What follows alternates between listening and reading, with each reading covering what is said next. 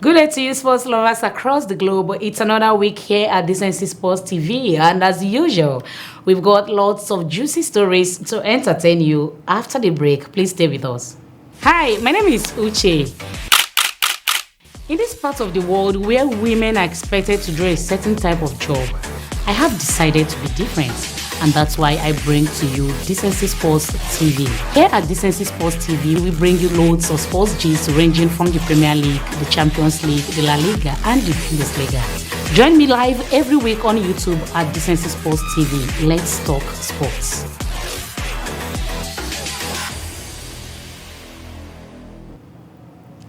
Welcome back. On Monday, I had one of the most painful nights since I started watching football.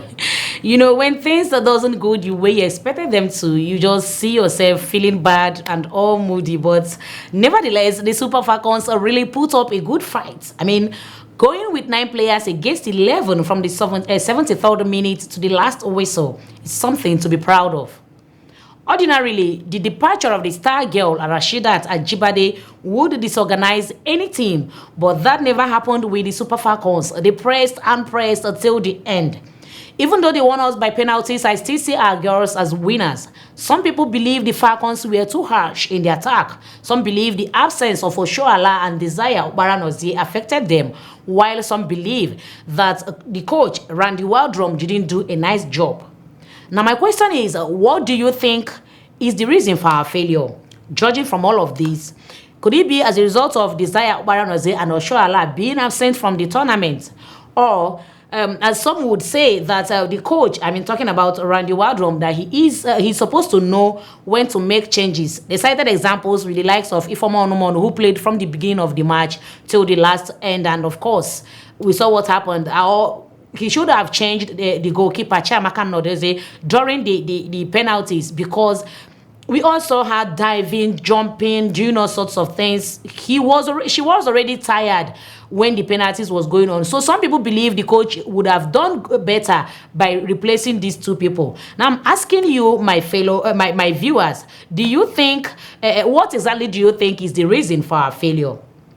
Up next, the Falcons will be fighting for a third position with Zambia tomorrow by 9 p.m. Nigerian time. Do you see Nigeria winning the bronze in this encounter? Please leave your opinion on the comment section. Still on the WAFCON, the final of this year's Women's African Cup of Nations will be contested between hosts Morocco and pre-tournament favourite South Africa. Morocco advanced to the final after knocking out defending champions Nigeria 5-4 on post-match penalties after the match has ended 1-1 after both normal and extra time at the complex Sportif Prince Moulay Abdillah on Monday, as Morocco's Atlas Lionesses celebrated reaching their first ever WAFCON final. Nigeria was left reflecting on their failure to make the final for the first time since 2012. The first semi-final saw South Africa edge Zambia 1-0 courtesy of a penalty by Linda Mutalo deep into added time to send the South Africans into their second consecutive WAFCON final. The final will be played at the Prince Moulay Abdillah Stadium in Rabat on Saturday, with Morocco and South Africa aiming to clinch the Women's Africa Cup of Nations title for the first time. The third and fourth place playoff will see Nigeria take on Zambia at the Mohammed V Stadium in Casablanca tomorrow. Talking about the Super Falcons, I can't end this particular section without praising these women. I mean, this tournament has taken place for 11 consecutive years, and Nigeria, the Super Falcons, have won it for 9 good times. I have to do this so you can see it very well. Kudos to our Super Falcons. Kudos to our women who went out there and, made us proud. They really made us proud. The spirit of Niger. That's what we talk about, the spirit of Niger. They didn't even, lose hope, even though they were 9 fighting against 11. Kudos to Nigeria, and kudos to everyone representing us out there. All right, away from the WAFCON, let's talk about what is happening in the transfer kingdom. You know, like I told you last week, the season has not yet started. All has been happening is just transfers. Some clubs are selling, while some are busy buying. And now we'll be starting with Nottingham Forest, who has positioned themselves to beat West Ham to the signing of Jesse Lingard. The England international winger left Manchester United at the end of June following the end of his contract at Old Trafford. It is understood that Forest has stepped up their interest in recent days and are now front runners in the race to sign Lingard. Available on a free transfer, the 29-year-old is hot property for many mid-table Premier League clubs, particularly after a fruitful loan spell with the Hammers at the end of the 2020-2021 season. During the 6-month burst, he scored 9 league goals in 16 appearances, making it the best campaign of his career in terms of scoring to date. This fueled talk of a move to West Ham from Manchester United last summer, but nothing materialized. And while there were fresh rumors of Lingard moving to David Moyes' side in January, again nothing come of it. West Ham were thought to be the front runners for Lingard's signature this summer, but they face fresh competition from Premier League new boys and Nottingham Forest, who are seeking to strengthen their squad for the season ahead. The City ground outfits are in the midst of an ambitious summer transfer window in which they have already snapped up 8 players, including Bundesliga trio Taiwo Awoniyi, Musa Nikate, and Omar Richards. Among their other additions are Wales internationals Neco Williams from Liverpool and Wayne Hennessy from Burnley. Competition for the 32-time capped England star, though, is naturally intense. It is our understanding, however, that Forest are in the driving seat to complete a deal for Lingard, despite his previous links to West Ham and the European football that they could offer him. Moving on, still on transfer, Frenkie de Jong to Bayern Munich. How serious is the threat to Manchester United? Bayern Munich has reportedly emerged as a threat to Manchester United's hope of completing a transfer for Barcelona midfielder Frenkie de Jong. Man United's pursuit of de Jong continues to rumble on, with progress in a deal taking place at a glacial speed. The clubs have agreed terms over a move, but de Jong is refusing to budge from leaving Barca, in part due to millions of euros owed to him by the Camp Nou side. Now, Bayern Munich has emerged as a possible candidate to steal the 25-year-old Netherlands midfielder away from the Red Devils, with Sport reporting that the player is open to the possibility of the move because he wants to be able to challenge for major honors while remaining close to his homeland. A transfer move that sees de Jong leave Barcelona for Bayern appears unlikely. FCB are already loaded with midfielders at present, and it is their desire to cut back on the number of players they have in that position rather than increase it. While Bayern might be open to a transfer for Sabitzer, who has previously attracted the attention of Manchester United and has struggled to win playing time since moving from RB Leipzig a year ago, it is not an issue that they will be forcing at present, given their number one priority has to be replacing Barcelona-bound Robert Lewandowski. And on Raphinha, last week we talked about Raphinha rejecting Chelsea and Arsenal move and moving over to Barcelona. Some people think we're saying, let him go. What does he know? He knows a lot. Yes, he knows a lot, because yesterday he produced an eye-catching display on his Barcelona debut as he chuckled up a goal and an assist as the Catalans defeated Inter Miami 6-0 in the first match of their US tour. With head coach Xavi back home in Spain, the Primera Division outfits showcased some slick football as they proved too much for the MLS outfit. Pierre-Emerick Aubameyang, Raphinha, Ansu Fati, Gavi, Memphis Depay, and Ousmane Dembele were all on target as they prompt to their first victory of preseason. New signings Andries Christensen, Frank Kessie, and Raphinha all started, but it was the former Leeds man who took center stage in the first half as he scored his club's second with a neat side-footed volley after some quick interchanges on the left had pulled the Inter Miami defense to pieces. Quarter of an hour later, it was Raphinha's pass that unlocked the rear guard to allow Ansu Fati just enough space to lash a powerful shot past home goalkeeper Nick Maxman. Among those who played the later 45 minutes were Manchester United target Frenkie de Jong and Ousmane Dembele, whose long-running contract saga has finally been resolved in recent days. Indeed, the winger got himself on the score sheet in final style, cutting in off the right wing before firing slow into the net.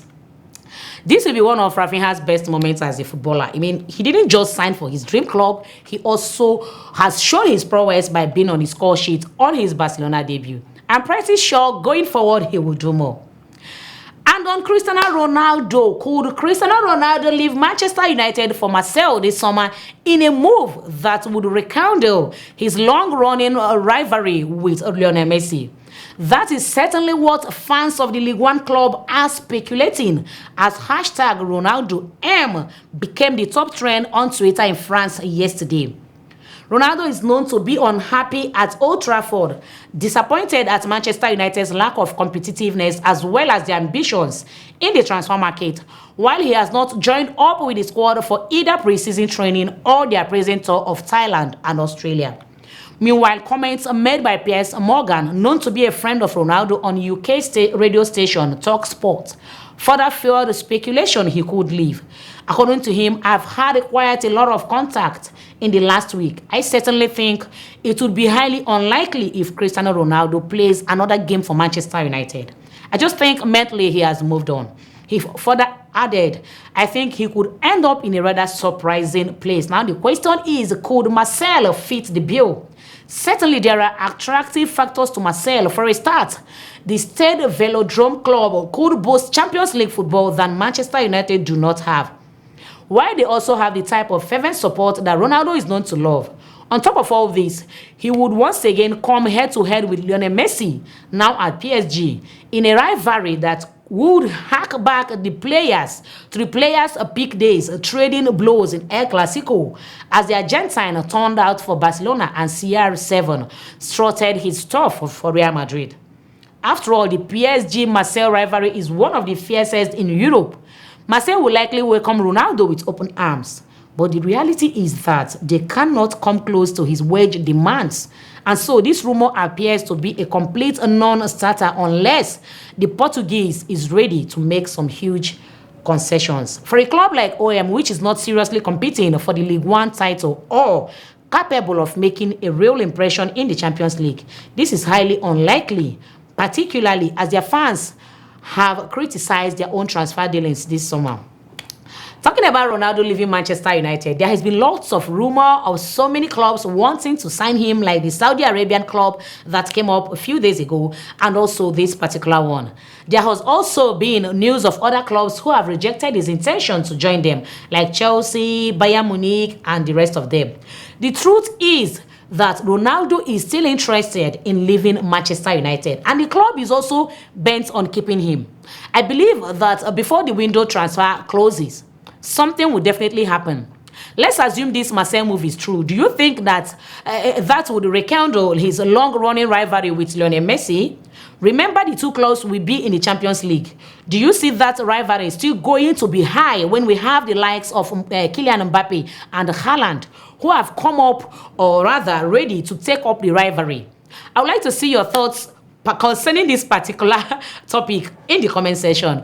Moving on, still on the transfer, again, Chelsea has suffered a setback in their pursuit of Jules Koundé after Sevilla rejected the Blues' offer for the France defender. Koundé has been followed this transfer window by both the Premier League club and Barcelona, but Sevilla will not let him leave without a fight. The Andalusians are willing to sell one of their prized assets this summer, though only on offer too good to refuse will be considered. And Chelsea's bid appears to have fallen short of that. Chelsea filed an offer worth £55 million for the 23-year-old, according to reports, only to see it rebuffed by Sevilla. The La Liga club wants significantly more from their star, with an asking price which begins at £65 million.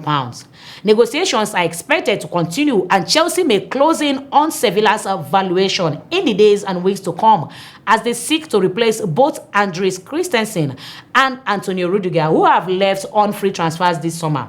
They cannot afford to rest on their laurels, however, with Barca still very much interested in the chase too. Koundé has proved a huge hit at Sevilla since moving to Spain from Bordeaux in 2019. While Chelsea is fighting so hard to replace two of their defenders, Real Madrid is back again to sign another of their fullback, Reece James, amid a Chelsea contract uncertainty. They are reportedly targeting a move for James in 2023 as they look to build upon their Champions League success. Carlo Ancelotti's side were victorious in last season's edition of Europe's elite club competition and have added both Aurelian for £100 million and Antonio Rudiger on a free transfer to bolster their squad. Next on the agenda is reportedly Chelsea's flying Englishman, James, who is wanted as a long-term Dani Carvajal replacement. Remember that the Spaniard is now 30 years old and has suffered several injury issues over the past few years, which has seen Lucas Vázquez forced to fill in as right back on many occasions. In an attempt to fix that problem, Real Madrid have had their eyes set on James for a while and are planning on mounting a bid for his signature next year. According to reports, Real Madrid are monitoring James' contract situation at Chelsea and will look to target him in either the January and summer transfer windows in 2023. At the moment, James' current deal at Stamford Bridge doesn't expire until 2025, but extending this is seen as a priority by Todd Boehly and Clear Lake Capital, the Chelsea's new owners. It has also been reported that the new powers be at Chelsea are keen to reward the new stars of the Blues' first team, namely Mason Mount and James, with bumper new contracts. The report also details that Manchester City, along with Real Madrid, are also keeping a close eye on James' situation at Chelsea. At this point, I think Real Madrid is out to wreck the Chelsea squad. I mean, they just got Rudiger, and now Reece James. Well, I really can't dictate for Todd Boehly, but I wish Reece James stays in Chelsea. He still has a lot to offer the club, obviously. So, Chelsea fans, would you want James to leave or not? Please remember that, in fact, James has helped Chelsea a lot. And as it stands, I know Chelsea club is already signing a lot of defenders, a lot of players and all of that. But I really don't think letting him go at this point will be a right decision. Now, my question to Chelsea fans is, would you want James to leave the Old Trafford, the Stamford Bridge, or would you want him to stay? Now, I leave your opinion on the comment section as we move on. And before the end of this show, I would like to talk on the pre-season matches with focus on Manchester United. I know they will be wondering why Manchester United. Well, I will start by saying kudos to Erik ten Hag. He has really started so well. 3 wins for 3 matches. Permit me to say at this point that Manchester United is seriously cooking something, and I hope this gets done when others will be eating theirs. My Man U fans, with how ten Hag has progressed so far in this preseason, do you see him continuing in same lane? I mean, do you think he's going to continue in this same lane, or is it just the preseason ginger as claimed by other sports fans? All right, guys, we will be drawing the curtain here on the show today. Please don't forget to drop us your comments on the topics discussed so far. And also remember to like, comment, and subscribe. Thank you for being part of the show today. I will see you again next week. Do have a lovely week.